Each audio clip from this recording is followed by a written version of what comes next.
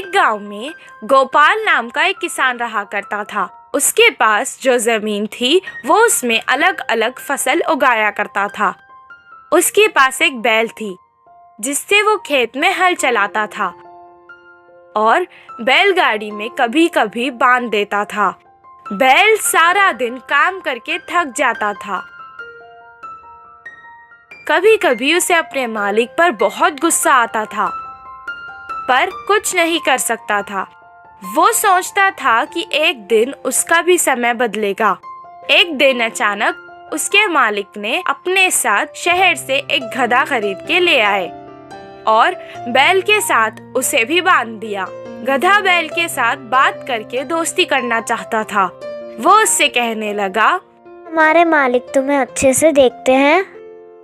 गधे की बात सुनकर बैल दुखी हो गया और अपना सारा हाल सुनाने लगा। ये सुनकर गधे ने कहा, अगर तुम्हें काम से बचना है तो मैं एक उपाय देता हूँ। इसी बात का वो इंतजार कर रहा था कि कोई उसे काम से बचने का उपाय दे।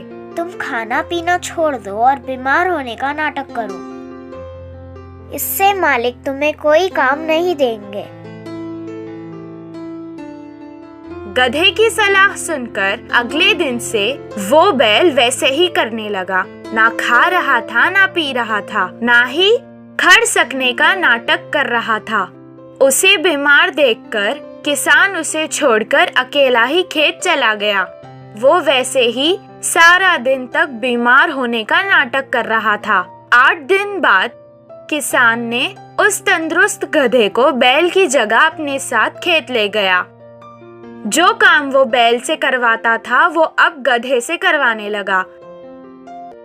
सारा दिन मेहनत करने के बाद गधा रात को थक जाता था। बैल को आराम करते देख के वो कहने लगा, अయ్यो, मैंने उसकी मदद करके अपना ही नुकसान कर लिया। बचने के लिए कुछ उपाय सोचना पड़ेगा।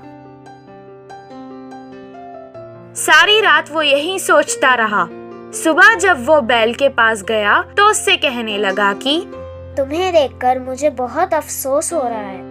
तुमसे आजकल कुछ काम नहीं होने के कारण तुम हमारे मालिक पर बोझ बनते जा रहे हो। मैंने कल मालिक को बात करते सुना था कि वो तुम्हें अब पशुशाला बेच रहे हैं। गधे की बातें सुनकर वो सोचने लगा कि अब उसे अपना नाटक बंद कर देना चाहिए। अगले दिन से वो तंदुरुस्त होकर खाने और पीने लगा। उसे तंदुरुस्त देखकर किसान उसे अपने साथ खेत ले गया। अब वो उससे ही सारे काम करवाने लगा। इससे गधे को आराम हो गया।